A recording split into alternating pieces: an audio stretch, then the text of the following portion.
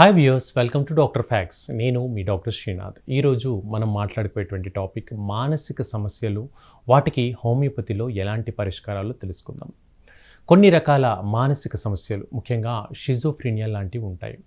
షిజోఫ్రీనియా అనేటువంటి సమస్యలో మనిషి తత్వం ఉన్నట్టుండి మారడం లాంటివి జరుగుతుంది. ఒక్కోసారి ఆనందంగా ఉన్నట్టు, ఒక్కోసారి బాధాకరంగా ఉన్నట్టు, ఒక్కోసారి మితిమీరిన అల్లరి చేస్తూ ఉండడము, ఒక్కోసారి అస్సలు ఆన్సర్ చేయకపోవడం, ఇలాంటి లక్షణాలు ఉంటే దాన్ని షిజోఫ్రీనియా అని అంటాము. ఈ లక్షణంతో సఫర్ అయ్యేటువంటి వ్యక్తులు ఉన్నట్టుండి ఏడుపు రావడము, ఊరికే అంతా బాగానే ఉంది, ఊరికే కూర్చొని కన్నీళ్ళు పెట్టేసుకుంటూ ఉంటారు. అలాంటి లక్షణాలు వీళ్ళకు ఉంటుంది. అయితే ఇది వంశపారంపర్యంగా కూడా వచ్చే అవకాశం ఉంటుందండి.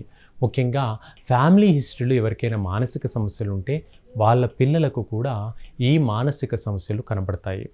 కొన్ని నేను చూశాను. కొన్ని కేసెస్ ఎలా అంటే, ఒక ఫ్యామిలీలో ఇద్దరు ముగ్గురికి కూడా మానసిక సమస్యలు ఒకరి నుంచి ఒకరికి అంటువ్యాధిలాగా స్ప్రెడ్ అయిపోతున్న వ్యక్తులను చూశాను. ఒకరి నుంచి ఒకరికి అంటే హస్బెండ్కి ఉందనుకోండి వైఫ్కి ఉందనుకోండి పిల్లలకు, ఇలా ఇద్దరికి ముగ్గురికి కూడా మనకు ఈ సమస్యలు వచ్చే అవకాశం కనబడుతుంది. సో అయితే ఇది అంటువ్యాధి కాదు, కానీ ఆ లక్షణాన్ని ఎక్కువగా ఫోకస్ చేయడం వల్ల మనకు తెలియకుండానే దానికి ఇన్వాల్వ్ అయిపోతుంటాం, ఆ లక్షణాలకి ఇన్వాల్వ్ అయిపోతుంటాం. ఇవి షిజోఫ్రీనియా తాలూకు లక్షణాలు. ఒక్కోసారి ఈ వ్యక్తులు ఎలా ఉంటారంటే, మనం ఇంట్లో ఐడల్గా కూర్చొని ఏవో నాకు మాటలు వినిపిస్తున్నాయి, ఏవో శబ్దాలు వినిపిస్తున్నాయి, ఎవరో నాకు చెప్తున్నారు ఫలానా పని చేయని, ఇలాంటి మాటలకు ఉద్రేకానికి లోనైపోతుంటారు. ఏడవడము, కన్నీళ్లు పెట్టుకోవడము, బాధాకరంగా ఉండడం, ఉన్నట్టుండి ఒకేసారి ఆనందంగా, ఇలాంటి లక్షణాలన్నీ షిజోఫ్రీనిక్లో కనబడతాయి. ఈ లక్షణాలకు మనకు ఇతర ఆధునిక వైద్య విధానాలు ఏంటంటే జీవితాంతం మందులు వాడుతూ పోవాలి. మనకేంటి అంటే హోమియోపతిలో ఈ మెడిసిన్స్ కాస్త రెగ్యులర్గా వాడుకున్నట్లయితే హిస్టీరియాతో మొదలుకొని షిజోఫ్రీనియా వరకు మొండి సమస్యలు ఏవైనా కూడా మనం కంట్రోల్ చేసుకోవచ్చు. అంతేకాకుండా ఓసిడి లాంటి లక్షణాలు ఉంటాయి. అంటే ఈ కంపల్సివ్ డిజార్డర్ అంటాం, అబ్సెసివ్ కంపల్సివ్ డిజార్డర్ అంటాము. ఈ ఓసిడి తాలూకు లక్షణాలతో బాధపడేటువంటి వ్యక్తులు ఎలా అంటే, చేసిన పనినే పదే పదే చేయడము, ఆందోళన ఎక్కువగా చెందడము. అంటే ఇప్పుడు మన డాక్టర్ గారి దగ్గరకు వచ్చారు, పేషెంట్ రూపంలో వచ్చారనుకుందాం. డాక్టర్ గారు, నాకు తలనొప్పి ఎక్కువగా ఉందండి. సరే డాక్టర్ గారు, తలనొప్పి ఎక్కువగా ఉందని రాసుకున్నారు, ఓకే అన్నారు. డాక్టర్ గారు, నాకు చాలా తలనొప్పి ఉందండి. ఓకే. తలనొప్పి నాకు ఎప్పుడూ ఉంటూనే ఉంటుందండి. ఓకే. తలనొప్పి విపరీతంగా ఉందండి. ఓకే. తలనొప్పి ఉదయం లేవగానే ఉందండి. ఓకే. అంటే ఒకే విషయాన్ని 5-6 సార్లు చెప్తూనే ఉంటారనమాట. అంటే నేను చెప్పేసి ఆ కండిషన్ యొక్క తీవ్రతను ఆ విధంగా ప్రజెంట్ చేస్తూ ఉంటారు ఓసిడి ఉండేటువంటి వ్యక్తులు.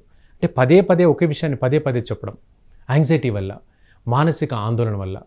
ఇప్పుడు మళ్ళీ ఏదైనా విషయం చెప్పాం, అక్కడికి వెళ్ళి ఒక గ్లాసు మంచినీళ్ళు తీసుకురా అన్నాం, సరే అంటాడు ఆ వ్యక్తి. ఆ గ్లాసు మంచినీళ్ళు తీసుకురావడానికి వెళ్ళి, ఏం తీసుకురమ్మన్నారండి, గ్లాసు మంచినీళ్ళే కదా అని మళ్ళీ మనల్ని అడుగుతారు. నీళ్ళు ఇక్కడే ఉంటాయి, మనిషి ఇక్కడే ఉంటాడు, కానీ ఆలోచన అనేది ఆ విధంగా మళ్ళీ అడిగేలా చేస్తుంటుంది. ఇవి ఓసిడి తాలూకు లక్షణాలు. అయితే అందరికీ తెలిసిన ఓసిడి ఉంది. మితిమీరిన శుభ్రత, హ్యాండ్ వాష్ మితిమీరి చేసుకోవడము, ఎక్కడి వస్తువులు అక్కడే ఉంచుకోవడము. ఇప్పుడు రిమోట్ టేబుల్ పైన నుంచి తీస్తే మళ్ళీ టేబుల్ పైనే రిమోట్ పెట్టాలి. టవల్ హ్యాంగర్ పైన నుంచి తీస్తే మళ్ళీ టవల్ హ్యాంగర్ పైనే వేయాలి. ఇలాంటివి ఉండడం ఓసిడిలో సహజం. అవి కాకుండా ఇప్పుడు డే టు డే యాక్టివిటీస్లో ఇప్పుడు నేను చెప్పినవి కూడా కనపడుతూ ఉంటాయి. ఇవి ఓసిడి తాలూకు లక్షణాలు. అలా అవి ఎక్కువగా అవుతుంటే మానసిక క్షోభకు గురవుతారు, తీవ్రమైన మానసిక ఒత్తిడికి గురవుతారు. ఇంతేకాకుండా కొన్ని మానసిక సమస్యలు ఏ విధంగా ఉంటాయంటే కొన్ని డిసీజెస్ మూలంగా కూడా వస్తాయండి. ఎలా, ఇప్పుడు హెచ్ఐవి ఉంది, హెర్పిస్ ఉంది, హెపటైటిస్ బి ఉంది. ఈ వైరస్ గురించి ఈ వ్యక్తి ఎలా పదే పదే గూగుల్లో చూడడం, పదే పదే ఇన్స్టాగ్రామ్, యూట్యూబ్లో చూడడం లాంటివి చేస్తూ ఉంటారు. చేసి అందులో ఎవరో ఒక డాక్టర్ గారో ఎవరో ఒక వ్యక్తి చెప్తారు ఏమని, ఆ వైరస్ ఉన్న వాళ్ళు ఎక్కువ కాలం బతకరు అని. ఇక దీన్ని బాగా మనసుకు తీసుకొని అప్సెట్ అయిపోతూ డిప్రెషన్కి ఫీల్ అవుతూ పదే పదే ఈ చింతలోనే ఉండిపోతారు. ఆ విధంగా తీవ్రమైన మానసిక డిప్రెషన్కి లోనైపోయి సూసైడల్ టెండెన్సీకి డెవలప్ అయిపోతుంది. నాకు బతకాలనిపించట్లేదు, చావాలనిపిస్తుంది అనేటువంటి మాటలకు దారితీస్తాయి. ఇలాంటి సమస్యలతో ఎవరు సఫర్ అవుతున్నా కూడా హోమియోపతి మందులు రెగ్యులర్గా వాడండి. చక్కగా వీటన్నిటి నుంచి బయటపడతారు. యాంటీ డిప్రెసెంట్ మందులు ఎక్కువ కాలం వాడాల్సిన అవసరం లేకుండా యాంటీ రోబోటిక్ మెడిసిన్స్ ఉంటాయి మన దగ్గర, అవి రెగ్యులర్గా వాడుకోండి. చక్కగా ఈ మానసిక సమస్యల నుంచి పూర్తి స్థాయిలో హోమియోపతి ద్వారా బయటపడతారు. మీకు ఇంకా ఏమైనా డౌట్స్ ఉంటే కింద కామెంట్ సెక్షన్లో కామెంట్ చేయండి. మీకు ఈ వీడియో నచ్చినట్లయితే నలుగురికి షేర్ చేయండి. వ్యూవర్స్ వింటున్నారు కదా, ఇది ఈరోజు టాపిక్.